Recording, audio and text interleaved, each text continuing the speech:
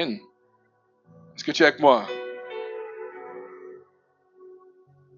Tous ceux qui cherchent à vivre en harmonie avec la parole de Dieu pour la justice aussi seront persécutés. Si tu poursuis ces choses, tu poursuis la parole de Dieu, et tu veux mettre en application la parole de Dieu, non pas dans ta vie seulement, mais autour de toi, dans ton atmosphère, dans ton travail, dans ta manière de faire dans la vie, tu vivras des persécutions. Tu auras des paroles. Tu auras des personnes qui vont lâcher des paroles. Et des personnes qui viendront te piquer. Et des personnes qui viendront se moquer de ta morale, de sa manière de penser, de réfléchir. Ah, tu vivras une forme de persécution là où tu es. Amen. Est-ce que je te parle? Est-ce que Dieu te parle? La persécution est... Nous ne vivons pas la persécution vraiment en Martinique. Nous ne vivons pas vraiment la persécution en Europe. Nous vivons une forme de persécution, mais ce n'est pas la persécution que les disciples ont pu vivre. Et pourtant, on arrive quand même à se plaindre. Hein. On râle très vite, nous entiers. Mais on ne vit pas vraiment ce que ceux qui sont dans des climats, dans des environnements où dès que tu as accepté Jésus, ta vie est en danger. Juste parce que tu as accepté Jésus, ta vie est en danger. Et je dirais même, lorsque tu es dans ce pays-là, tu comprends que tu as pris vraiment une décision forte. Tu as pris une décision forte. C'est vraiment une décision de vie. C'est une décision de vie ou de mort. Et ces gens-là prennent vraiment l'évangile au sérieux. Mais le problème pour nous aux Antilles, c'est qu'on est tellement bien. Des fois, on ne voit pas la différence entre lorsqu'on a donné notre vie à Jésus et la vie d'avant. Surtout quand on est dans une famille chrétienne. Surtout quand on est dans une famille chrétienne, on ne voit pas forcément la différence. Et peut-être que celui qui a eu vraiment une vie dépravée, loin de Dieu, il verra la différence. Mais lorsqu'on est dans un pays où Jésus, même les politiques qui ont été mises en place, la politique même a dit que si tu acceptes Jésus, tu ne peux pas vivre. Là, c'est la persécution. Là, c'est vraiment la persécution à un haut niveau, comme les disciples, les apôtres ont pu le vivre. Amen. Comme je te disais, tu es sur le bon chemin. Tu es sur le bon chemin. La société ne va pas t'applaudir hein, pour ce chemin que tu as pris. Tu n'auras pas besoin de la société pour te valider. Non, tu n'auras pas besoin de la société pour te valider. Parce que, comme Paul a pu dire, si je devais chercher quelque chose pour que les gens me plaisent, je ne serais pas serviteur de Dieu. Donc si tu es enfant de Dieu, sache que tu ne dois pas vouloir être validé par le monde. Tu ne devras pas être là en train de chercher la validation ou de tordre l'évangile de manière pour être accepté. De tordre la morale, la parole pour être accepté. Tordre, arrondir les angles de la parole pour être validé. Parce qu'on veut être accepté. Peut-être que je ne parle pas à vous, peut-être que vous ne vivez pas cela. Mais beaucoup ont honte de l'évangile. Ont honte des fois de ce que la parole de Dieu dit pour être accepté. Pour ne pas justement vivre la persécution. Pour ne pas être persécuté. On va essayer de prendre la morale de la parole et puis de faire de manière pour que ça puisse s'accorder avec la philosophie de ce monde. Est-ce que ça vous parle? Peut-être que c'est moi seulement que ça parle. Alors que nous devons garder l'évangile pur. Amen.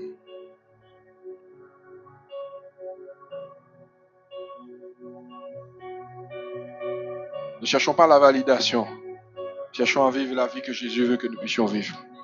Amen. Ceux qui maintiennent les critères divins de la vérité, de justice, de pureté et qui en même temps refusent de faire des compromis avec cette société corrompue ou avec le monde de vie des chrétiens tièdes subiront l'impopularité, le rejet et les critiques. Oui, parce que oui, nous allons trouver des chrétiens qui sont là et qui ont accepté d'être tièdes qui ont accepté d'être dans le chaud et le froid, et d'être entre les deux. Le Seigneur ne veut pas que nous soyons dans cette position. C'est soit tu es chaud, soit tu es froid. C'est soit tu es chaud, soit tu es froid. Si tu es entre les deux, si tu es entre les deux, le Seigneur te dit qu'il va te vomir. Le Seigneur va te dire qu'il va te vomir. Ne soyons pas tièdes. Prenons position pour le Seigneur. Prenons position pour sa parole. Prenons position sur sa parole. Prenons position. Même si tu seras impopulaire, même si tu seras rejeté, même si tu seras critiqué, c'est le chemin que tu dois passer. C'est le chemin par lequel tu dois passer. C'est le bon chemin. C'est le bon chemin. C'est le bon chemin. Il est possible aussi que tu sois persécuté dans l'église. Il est possible que tu sois persécuté dans l'église. Wow. Que cela ne se manifeste pas et ne s'applique pas dans cette église au nom de Jésus. Amen. Qu'il règne la paix, la joie, l'amour par le Saint-Esprit. Amen. Le royaume de Dieu, c'est la paix, la joie par le Saint-Esprit. La justice. Amen. Ça commence par l'église. Déjà dans l'église, il faut qu'il n'y ait pas de persécution. Tu ne peux pas persécuter ton frère. Tu ne peux pas persécuter ta soeur. Tu peux l'embêter. C'est une manifestation. Si tu veux, tu peux l'aimer. Tu peux le taquiner. Mais tu ne peux pas persécuter ton frère, ta soeur. Tu vois qu'il a des choses peut-être que tu n'aimes pas, mais ne le persécute pas. Ne va pas aller parler avec d'autres personnes. N'essaie pas de chercher un groupe pour pouvoir te moquer de quelqu'un, de persécuter quelqu'un. Non, c'est pas possible. Tu es un enfant de Dieu. Et tu es un enfant de Dieu, tu ne peux pas faire cela. C'est vrai qu'il y a des personnes qu'on aime bien embêter. Il y a des personnes qu'on aime bien taquiner, mais il faut savoir à qui on le fait aussi. Si quelqu'un est facilement blessé, il faut pouvoir détecter ça. Si la personne elle est fragile, tu ne vas pas faire n'importe quoi. Des personnes. Je prendrai le cas de notre frère Loïc. Qui est-ce qui va réussir à l'embêter? C'est lui qui vous embête. Est-ce que vous allez réussir? Comment dire? Je ne sais pas comment dire ça. Il y a des personnes qu'on ne va pas réussir facilement à embêter, à toucher comme ça. Mais il y a des personnes, elles sont plus fragiles. Amen. Amen. Il y a des personnes qui disent qu'ils peuvent se sentir persécutés dans l'église. Oui. Oui, ça arrive. Les personnes se sentent persécutées. Ils peuvent même se sentir comme le centre de l'église, quoi. Et pourtant, on ne pense pas forcément à eux. Mais quand ils ont été touchés une seule fois, ils ont été blessés, ils pensent que c'est derrière eux qu'on est. Derrière eux. Il ne faut pas que cela puisse se faire dans l'église. Tu ne dois pas te sentir persécuté. Et si tu te sens persécuté, il faut que tu ailles parler à cette personne. Tu lui dis d'arrêter, arrête de me persécuter. Arrête de me persécuter. Et peut-être que la personne va se dire, mais désolé, mais je voulais pas, à force, je voulais pas te faire du mal, mais c'est comme ça que je suis. Mais si tu te sens persécuté, va voir la personne, tu dis, c'est bon, tu arrêtes. J'aime pas trop tes blagues. Les blagues que tu me fais là, peut-être que ça passe avec d'autres personnes, mais avec moi, ça passe pas. Vaut mieux le dire. Après, il y a des personnes qui difficilement vont le dire. Ils vont garder ça en eux. Ils vont rien dire. Et puis, il y en a directement, ils vont te dire, non, tu vas arrêter avec ça passe pas avec moi. Tu peux pas te sentir persécuté dans l'église. Amen. Nous savons que l'église est un hôpital. L'église, c'est un lieu de transformation, un lieu de formation, un lieu où Dieu veut nous transformer. Et tu seras amené à pardonner ton frère. Tu seras amené à lui demander pardon parce que sa manière de faire n'a pas apprécié. Ou sinon, tu vas demander aussi pardon à la personne que tu as offensée. Amen. Amen. Amen, amen. Il faut que ça s'applique dans l'église. Amen. Parce que vous le vouliez ou pas, il y a toujours des problèmes. Seigneur nous dit dans Luc 17, verset 1, Jésus dit à ses disciples, il est impossible qu'il n'arrive pas de scandale. Wow. Par contre, il dit, mais malheur à celui par qui il arrive. Donc, ne te retrouve pas dans les scandales. Ne sois pas la source des scandales dans l'église. Mais il dit, il est impossible qu'il n'arrive pas de scandales. Jésus qui l'a dit, il y aura des scandales. Mais par contre, ne soyons pas la source des scandales. Laissons cela pour les personnes qui ne sont pas affermies. Peut-être que quand tu n'es pas affermi, ça peut arriver. Parce que tu ne comprends pas, tu n'as pas encore vraiment compris la vie de l'église. Mais si tu es déjà affermi, si tu es déjà un serviteur de Dieu, et le scandale arrive par toi, bon, tu auras des comptes à rendre, bon Dieu. Amen. Amen, amen, vous êtes toujours là? Vous n'êtes pas endormis? Ok, il nous reste encore 25 minutes de message. Reste concentré. Yes. Si tu es persécuté pour la cause de Christ, sache que tu es béni. Tout à l'heure, c'était tu es dans le bon chemin, mais dans ce chemin-là, tu es dans le chemin de la bénédiction. Amen. Lorsque vous passez par des moments de souffrance, vous devez vous réjouir. Vous réjouir de la part que vous avez avec Christ, car Dieu accorde une grande bénédiction à celui qui souffre pour sa cause. Amen. Regardez toutes les personnes qui vivent de grandes bénédictions, souvent c'est parce qu'il y a eu de grandes souffrances. Amen. Il y a eu de grandes souffrances, il y a des souffrances, il y a eu un temps d'épreuve. Ça peut être un temps de persécution. Et Dieu se manifeste souvent dans ces moments-là. Amen. Un des principes du royaume, c'est tous ceux qui veulent vivre pieusement en Jésus-Christ seront persécutés. Donc c'est quelque chose qu'il faut pouvoir graver en toi. Ceux qui veulent vivre pieusement, ça veut dire que tu peux vivre en Christ, mais tu n'as pas choisi de vivre pieusement. Mais tu veux vivre pieusement en Jésus-Christ, tu seras persécuté. Amen. Et peut-être que si plus tu seras dans la sanctification, plus tu seras pieux, plus les persécutions seront là. Amen, mais le Seigneur ne nous laisse pas seuls. Amen. Amen. Dans 2 Timothée 3, verset 12, il dit d'ailleurs, tous ceux qui veulent être fidèlement en étant unis en Jésus-Christ, on les fera souffrir. Mais le Seigneur a dit qu'il sera avec nous jusqu'à la fin de ce monde. Et il a dit qu'il ne nous abandonnera pas, il ne nous délaissera pas. Amen. Donc, devant l'adversité, devant les combats, devant les personnes qui sont là qui sont derrière toi, les esprits forcément sont là pour te décourager, pour pouvoir te dévier.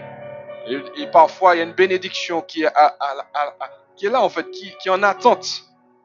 La bénédiction est en attente. La bénédiction liée à cette persécution-là est là, elle est en attente. Il faut juste continuer pour pouvoir hériter de cette promesse, de cette bénédiction. C'est pourquoi il faut tenir, il ne faut jamais lâcher la main de Jésus. Il ne faut jamais lâcher la main de Jésus. Je vais vous dire quelque chose. Souvent j'entends souvent dire, Jésus ne me lâche pas la main parce que si tu me lâches la main, je vais lâcher. Mais je dis le contraire, Jésus ne va jamais lâcher ta main. C'est toi qui peux lâcher sa main. C'est toi qui décides de lâcher sa main. Lui, il ne va jamais te lâcher. Alors que nous avons été infidèles, lui, il sera toujours fidèle. Amen. Il ne sera jamais pas là. Et peut-être qu'on peut sentir qu'il n'est pas là dans ces temps de persécution, dans ces temps de souffrance. On a l'impression que Dieu n'est pas là. Mais Dieu est là. Dieu est là. Il est plus fidèle que notre Père, notre propre Père, Père terrestre. Il est plus fidèle. Amen. Amen, amen.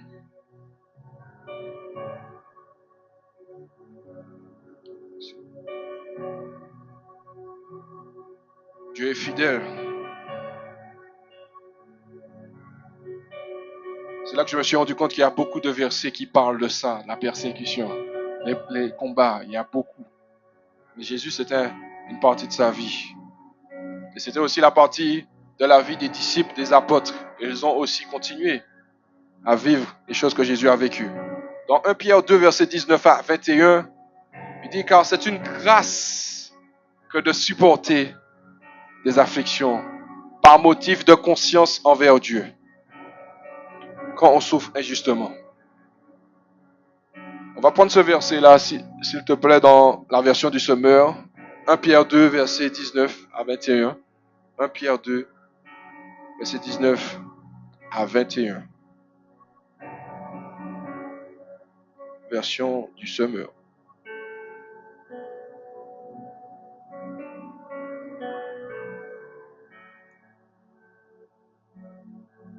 Ok, version du Semeur. Est-ce que tu sais changer les versions?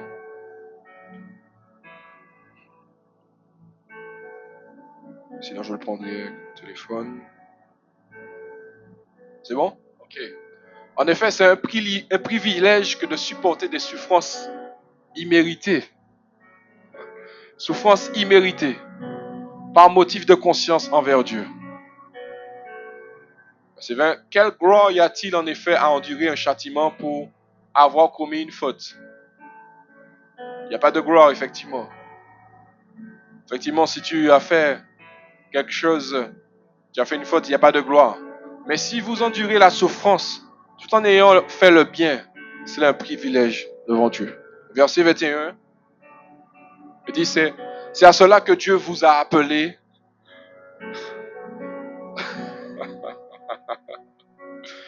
Wow! Vous voyez ce que Dieu nous dit? C'est à cela que Dieu vous a appelé. Est-ce que vous voulez lire le reste? Vous voulez lire le reste?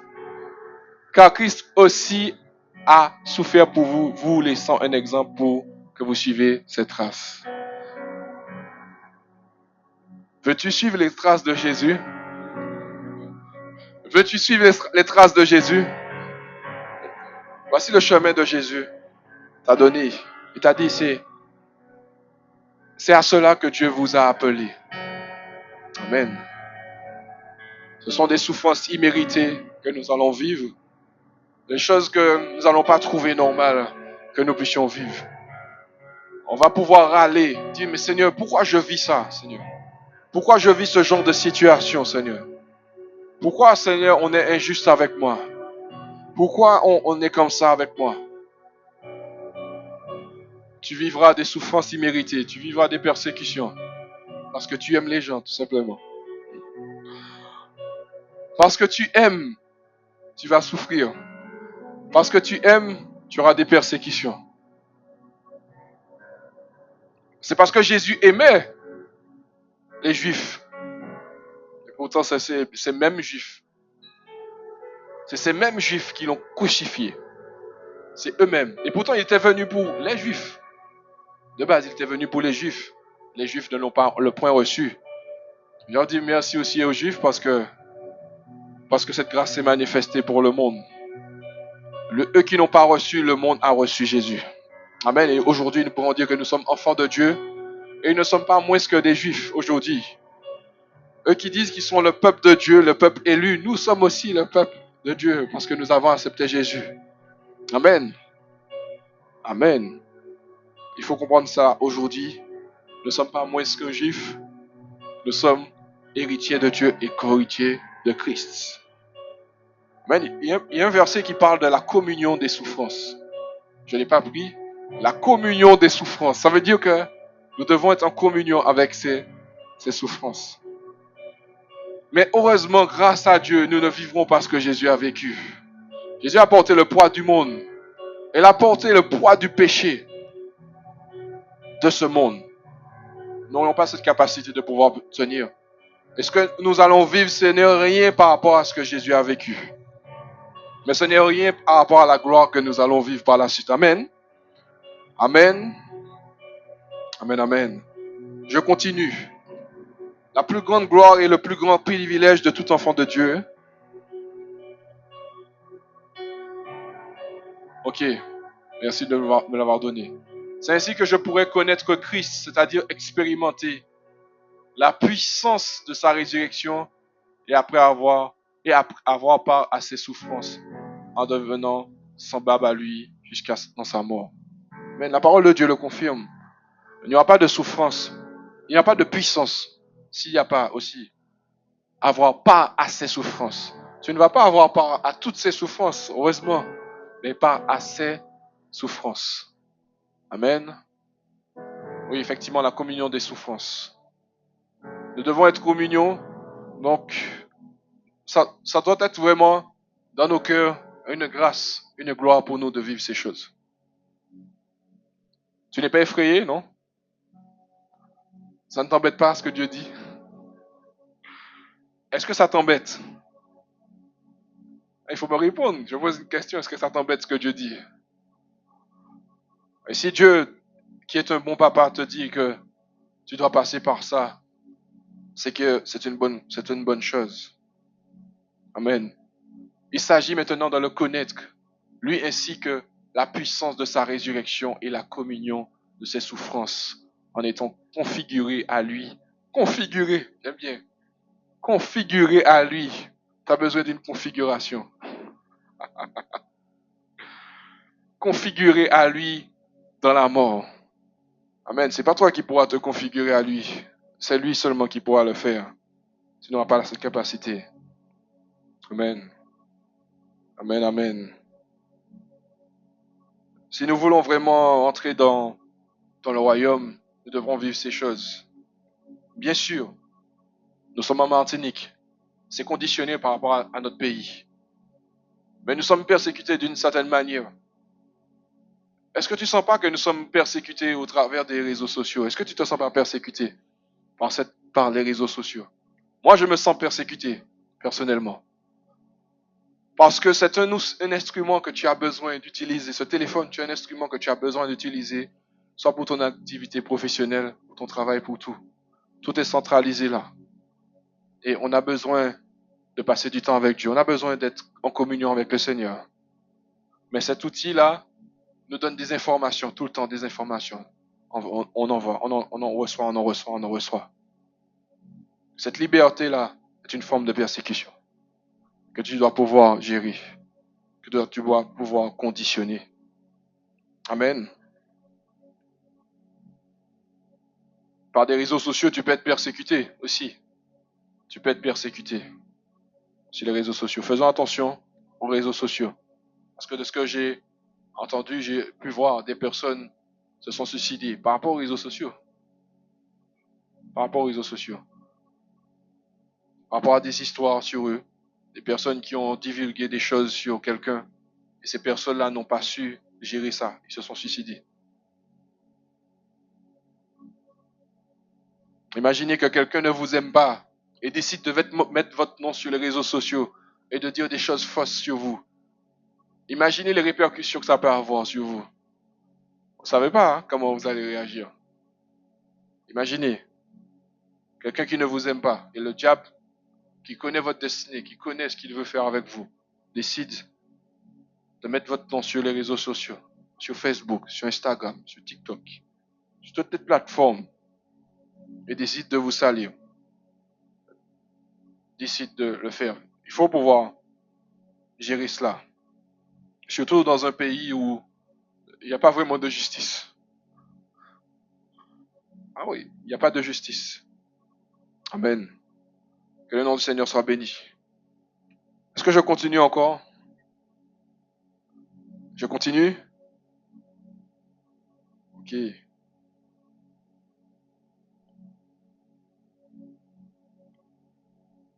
C'était la destinée de Jésus de souffrir et ce qui a du sens aujourd'hui pour nous, c'est la crucifixion de Jésus. C'est la mort de Jésus et la résurrection. Et merci Seigneur, il y a la résurrection. Il y a la mort, mais il y a la résurrection. Amen. Qui est-ce qui a réussi à regarder les films de représentation de la mort de Jésus? Qui est-ce qui aimait regarder ça? Qui est-ce qui aime regarder? Mais qui est-ce qui aime aussi le temps où il est ressuscité? C'est ce moment-là qu'on préfère. Mais qui aime souffrir? Qui est-ce qui aime être persécuté? Non. Jésus même a dit, mais si c'était possible que cette coupe s'éloigne de moi, et non pas ma volonté, mais ta volonté, Seigneur. Donc lui-même a montré que c'était chaud, mais Dieu était avec lui. Dieu était avec lui à ce moment, mais il a été aussi séparé de Dieu pendant ce temps de souffrance. Et c'est ce qui a été aussi dur pour Jésus, parce qu'il a été parfaitement péché. Amen. On va lire dans Ésaïe 53, une des prophéties d'Ésaïe qui s'est accomplie au travers de Jésus. Ésaïe 53 à partir du verset 1. Ésaïe 53 à partir du verset 1. On va lire la version Louis II.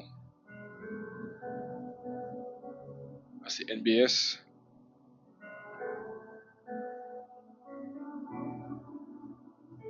Vous êtes là? Ok. Qui a cru à la nouvelle que nous avons apprise? Ah, j'ai pas la même version. Je vais lire ici. Je pensais avoir la version Louis II. Qui a cru à ce que nous était annoncé? Qui a reconnu le bras de l'Éternel? Verset 2. Verset 2. Il s'est élevé devant lui comme une faible plante, comme un rejeton qui sort d'une terre desséchée. Il n'avait ni beauté ni éclat pour attirer nos regards, et son aspect n'avait rien pour nous plaire. Verset 3. Méprisé et abandonné des hommes, homme de douleur et habitué à la souffrance, semblable à celui dont on détourne le visage, nous l'avons dédaigné, nous n'avons fait de lui aucun cas. Verset 4. Cependant, ce sont nos souffrances qu'il a portées, ce sont nos douleurs qu'il s'est chargé, et nous l'avons considéré comme puni, frappé de Dieu et humilié. Mais il était blessé pour nos péchés, brisé pour nos iniquités. Le châtiment qui nous donne la paix est tombé sur lui. Et c'est par ses meurtrissures que nous sommes guéris. Nous étions tous errants comme des brebis, chacun suivait sa propre voie, et l'Éternel a fait retomber sur lui l'iniquité de nous tous. Verset 7. Il a été maltraité et opprimé. Il n'a point ouvert la bouche, semblable à un agneau qu'on mène à la boucherie, à une brebis muette devant ceux qui la tondent et n'a point ouvert la bouche. Il a été enlevé par l'angoisse et le châtiment, et parmi ceux de sa génération qui a cru qu'il était retranché de la terre des vivants et frappé pour les péchés de mon peuple. On a mis son sépulcre parmi les méchants, son tombeau avec le riche, quoiqu'il n'eût point commis de violence, et il n'y eut point de fraude dans sa bouche. Il a plu à l'Éternel de le briser par la souffrance. Après avoir livré sa vie en sacrifice pour le péché, il verra une postérité et prolongera ses jours. Et l'œuvre de l'Éternel prospérera entre ses mains. Amen. À cause du travail de son âme, il rassasiera ses regards. Par sa connaissance, mon serviteur juste justifiera beaucoup d'hommes et il se chargera de leur iniquité. Verset 12, c'est pourquoi je lui donnerai sa part avec les grands. Il partagera le butin avec les puissants, parce qu'il s'est livré lui-même à la mort et qu'il a été mis au nombre des malfaiteurs, parce qu'il a porté les péchés de beaucoup d'hommes et qu'il a intercédé pour les coupables. Amen. Amen. Voici ce que Jésus a vécu. Il a accompli la prophétie des années après. Amen. Et ce que j'ai envie de te dire ce matin, c'est que par rapport à ta vie, tu vas devoir aussi accomplir la prophétie de ta vie aussi. Lui, c'était le niveau suprême, mais tu devras aussi vivre ces choses aussi. Amen. Les disciples ont connu ça, les apôtres ont connu ça. Et je le prendrai rapidement dans Marc 10. Marc 10, à partir de quel verset? J'ai pris le 28, mais 28, 31. Est-ce que c'est possible de remonter au verset 25? Marc 10. Marc 10, 25.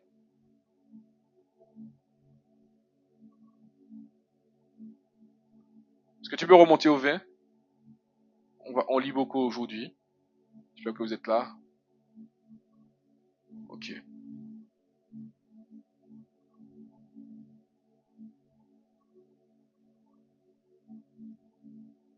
Est-ce que tu peux remonter au verset 15?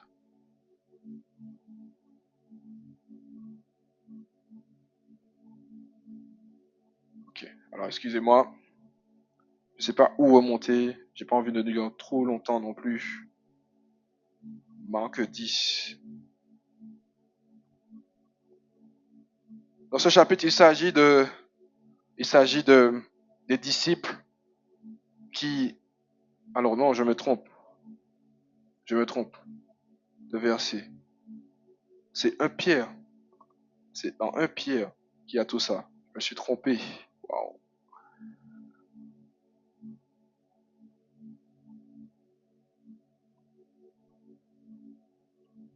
Mes frères et sœurs, je me suis trompé.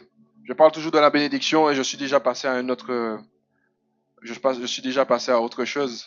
On va rester sur la bénédiction. C'est le chemin de la bénédiction et c'est bien Marc 10, verset 28 à 31.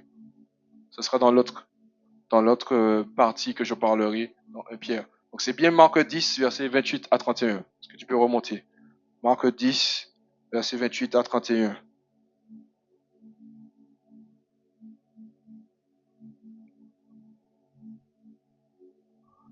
Ok. Donc il s'agit de... Donc c'est bien Pierre qui parlait. Pierre se mit à lui dire, voici, nous avons tout quitté et nous t'avons suivi. Bien sûr, il a dit ça à Jésus. Jésus répondit, je vous le dis en vérité, il n'est personne qui ayant quitté à cause de moi et à cause de la bonne nouvelle sa maison, ou ses frères, ou ses sœurs, ou sa mère, ou son père, ou ses enfants, ou ses terres, verset 30, ne reçoivent au centuple présentement dans ce siècle-ci des maisons, des frères, des sœurs, des mères, des enfants et des terres avec des persécutions. Et dans le siècle à venir, la vie éternelle. Est-ce qu'il y a quelqu'un qui a compris ce que le Seigneur nous dit? Il n'y a personne qui a décidé de quitter sa vie, de quitter sa famille, de quitter tout pour le Seigneur qui n'a pas reçu au centuple. Mais par contre, il a dit avec des persécutions. Supplément, persécution. Amen. Donc le Seigneur, lorsque tu perds, tu gagnes. En tous les cas, tu gagnes, mais il faut perdre. Tu dois perdre. Le Seigneur, il nous donne, il nous bénit. Il va nous bénir. C'est sûr, il va nous bénir. Si nous acceptons la vie qu'il veut que nous puissions vivre, il va nous bénir. Nous aurions des persécutions, mais nous serons bénis au centuple. Amen. Est-ce que tu acceptes d'être béni au centuple? Est-ce que tu acceptes la vie de Jésus? Il veut te donner. Amen. On n'a pas le choix. On n'a pas le choix. On est en Jésus, on est en Christ. On n'a pas le choix.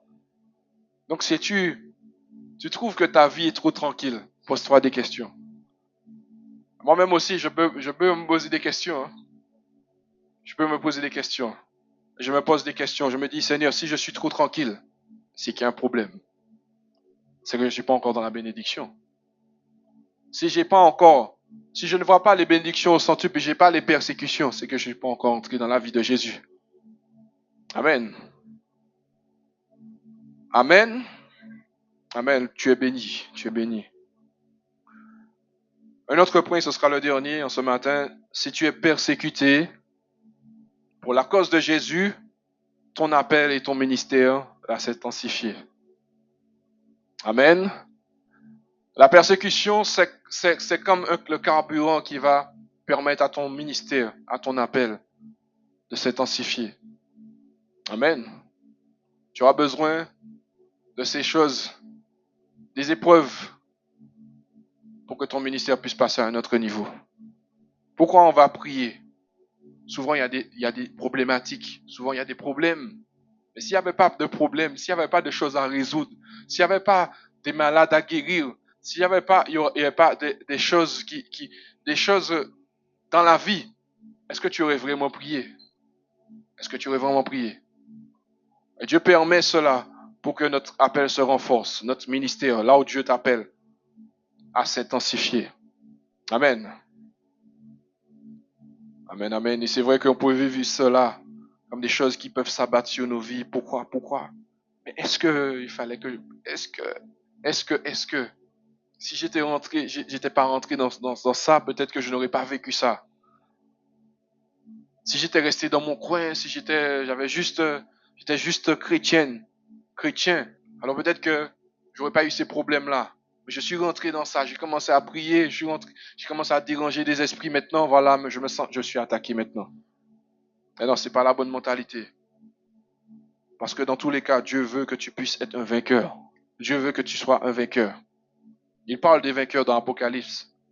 Il parle de ceux qui sont vainqueurs. Et ceux qui sont vainqueurs ont une distinction particulière dans le royaume de Dieu. Amen. Alors je crois que ce serait dommage que nous puissions arriver dans le royaume des cieux comme de ceux qui étaient juste, ils étaient là quoi, mais n'ont pas été vainqueurs. Est-ce que vous voulez tous être des vainqueurs? Je veux être un vainqueur. Je veux que lorsque le Seigneur vient me chercher, il vienne me chercher en tant que vainqueur. En tant que vainqueur. Et comme l'apôtre Paul a pu dire, j'ai combattu le bon combat. Et quand il dit qu'il a combattu le bon combat, c'est qu'il a gagné. Il a gagné. Il a peut-être fait des erreurs, mais il a finalement gagné le bon combat. Amen. Dans 2 Corinthiens 4, versets 7 à 12, il dit, nous portons ce trésor dans des vases de terre, afin que cette grande puissance soit attribuée à Dieu, et non pas à nous. Nous sommes pressés de toute manière, mais non réduits à l'extrémité. Dans la détresse, mais non dans le désespoir. Persécutés, mais non abandonnés. Abattus, mais non perdus. Portant toujours avec nous, dans notre corps, la mort de Jésus. Afin que la vie de Jésus soit aussi manifestée dans notre corps. Il faut que la vie de Jésus soit manifestée dans notre corps. Amen. Il faut que la puissance de Dieu se manifeste. Car nous qui vivons, nous sommes sans cesse livrés à la mort. Est-ce que tu es sans cesse livré à la mort? Pas forcément. On n'est pas dans cette réalité-là. Mais ces hommes ont vécu ça. Alors car nous qui vivons, nous sommes sans cesse livrés à la mort à cause de Jésus, afin que la vie de Jésus soit aussi manifestée dans notre chair mortelle. Ainsi, il parlait à ces hommes, ainsi la mort agit en nous et la vie agit en vous. Il voulait dire qu'en quelque part, au travers du fait qu'il mourait, le Seigneur amenait la vie dans les personnes autour d'eux. Amen. Et peut-être que tu dois mourir pour sauver. Quand je dis mourir, mourir à toi-même. Quand je dis mourir, c'est mourir pour la cause de Christ, mourir à certaines choses pour que la vie de Dieu soit manifestée autour de toi. Des fois, il y a des personnes qui doivent payer le prix pour que des personnes puissent avoir la vie. Et quand j'entends des hommes de Dieu qui, des fois, agonisent dans la prière, ils prient, c'est comme si ils étaient morts. Ils étaient morts à eux-mêmes. Ils priaient afin qu'une génération puisse être sauvée. Que le Seigneur puisse nous permettre de vivre ça. Nous n'allons peut-être pas le vivre comme Paul l'a vécu, mais il faut qu'on le vive d'une certaine manière. Il faut que ces paroles-là puissent arriver, se manifestent dans nos vies. Amen. Il y a encore quelque chose à dire, mais il est déjà 9h28. Je voulais quand même vous parler des apôtres, ce qu'ils ont pu vivre dans Acte 5. C'est là où je me suis trompé tout à l'heure, c'est dans Acte 5. Est-ce que c'est possible de donner Acte 5? Acte 5.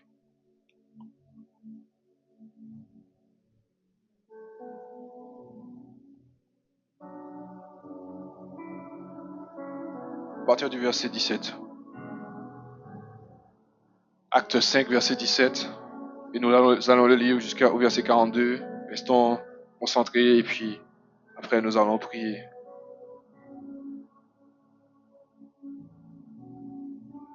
Ok. Il est parlé du fait que les apôtres ont été jetés en prison. Et ils ont été miraculeusement délivrés. Amen. Des choses que le Saint-Esprit a fait.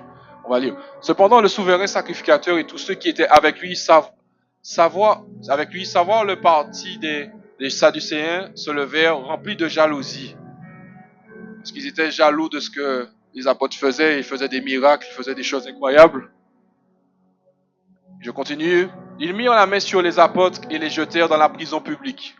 C'est 19. Mais un ange du Seigneur ayant ouvert pendant la nuit les portes de la prison, les fit sortir et leur dit: Allez, tenez-vous dans le temple et annoncez au peuple toutes les paroles de cette vie. Ayant entendu cela, ils entrèrent dès le matin dans le temple et se mirent à enseigner. Le souverain sacrificateur et ceux qui étaient avec lui étant survenus, ils convoquèrent le Sanhédrin et tous les anciens des fils d'Israël, et ils envoyèrent chercher les apôtres à la prison. Donc vous comprenez bien qu'ils étaient en train de prêcher, ils avaient reçu le Saint-Esprit et ils ont été envoyés pour aller prêcher. Et des multitudes ont commencé à le suivre. Donc les religieux sur place, les Sadducéens, les scribes, étaient jaloux parce qu'ils avaient le monopole quelque part de Dieu. Pour eux, c'est eux Dieu, c'est eux qui connaissaient Dieu. Et ils viennent avec leur mouvement. Donc ils ont commencé à persécuter. Et justement, l'apôtre Paul faisait partie de ces personnes qui attaquaient les enfants de Dieu. Au verset 22, il disait, les huissiers, à leur arrivée, ne les trouvèrent point dans la prison. Ils s'en retournèrent et firent leur rapport, en disant: Nous avons trouvé la prison soigneusement fermée et les gardes qui étaient devant les portes, mais après avoir ouvert, nous n'avons trouvé personne dedans. Amen, le Seigneur était avec eux. Lorsqu'ils eurent entendu ces paroles, le commandant du temple et les principaux sacrificateurs ne savaient que penser des apôtres et des suites de cette affaire. Quelqu'un vint leur dire: Voici les hommes que vous avez mis en prison sont dans le temple et ils enseignent le peuple. Ils étaient en prison et l'ange leur a dit: Allez, continuez le travail. Continuez. Ils n'ont pas été provoqués. Ils ont simplement obéi à ce que l'ange de Dieu leur a dit. Amen. Vous comprenez maintenant quand je vous dis que lorsque nous sommes persécutés, Dieu, il nous renforce dans notre appel, lorsqu'il nous appelle à faire. Je continue. Alors le commandant partit avec les huissiers et les conduisit sans violence, car ils avaient peur d'être lapidés par le peuple. Après qu'ils eurent amené en présence du Sanhédrin le souverain sacrificateur, les interrogea en ces termes: Ne vous avons-nous pas défendu expressément d'enseigner en ce nom-là, le nom de Jésus? Et voici, vous avez rempli Jérusalem de votre enseignement et vous voulez faire retomber sur nous le sang de cet homme. Parlons de Jésus. Et Pierre et les apôtres répondirent: Il faut obéir à Dieu plutôt qu'aux hommes. Il faut obéir à Dieu plutôt qu'aux hommes.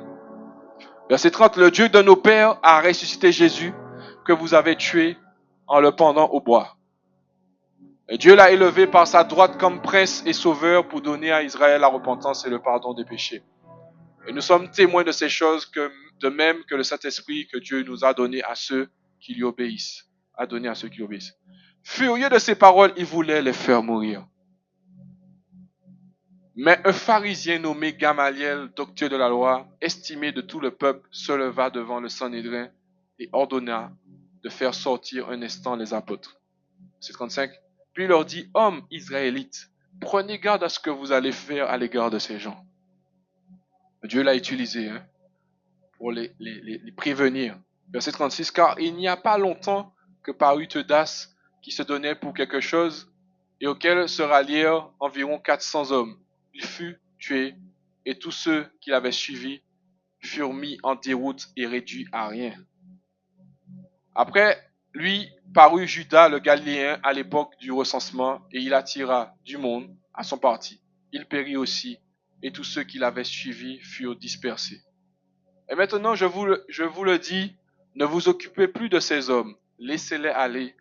Si cette entreprise ou cette œuvre vient des hommes, elle se détruira. Mais si elle vient de Dieu, vous ne pourrez la détruire. Ne courez pas le risque d'avoir combattu contre Dieu.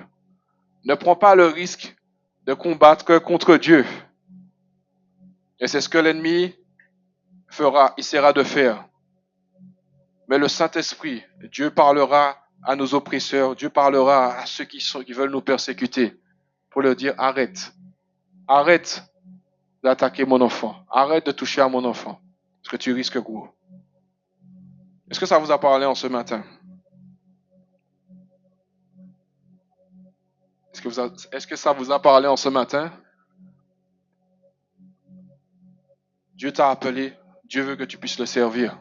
Il ne faut pas que tu aies peur. Nous ne devons pas avoir peur de servir Dieu. J'espère que ça n'a pas été un message pour vous dire, mais c'est cette vie-là, Seigneur, que tu veux me donner. C'est ça que tu veux me donner. Mais sachez que vos frères dans le monde vivent bien pire que nous. Et l'évangile que nous vivons là aujourd'hui n'est pas là vraiment l'évangile comme les apôtres.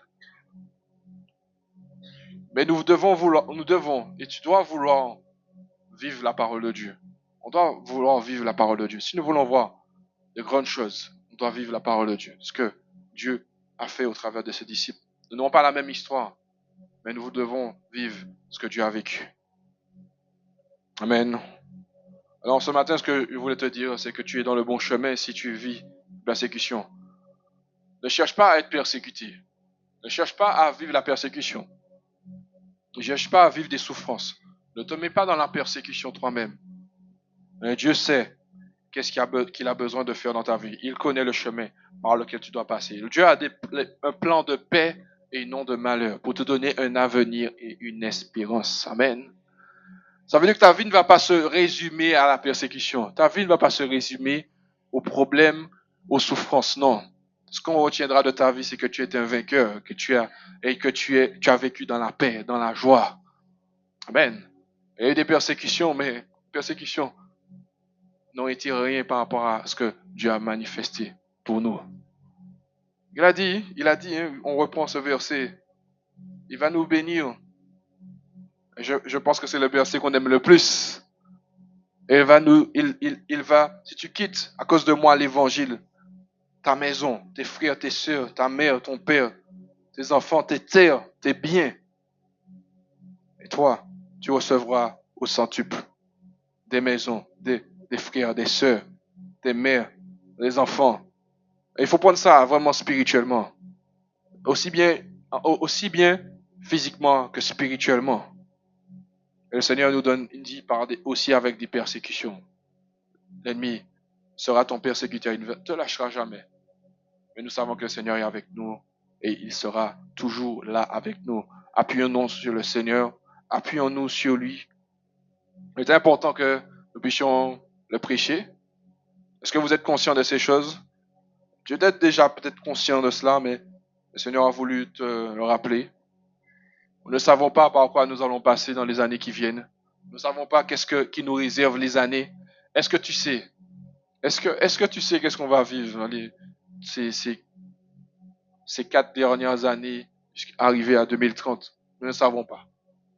Mais la parole de Dieu nous le dit. Nous avons été prévenus par des prophètes que les choses ne seraient pas améliorées. Amen.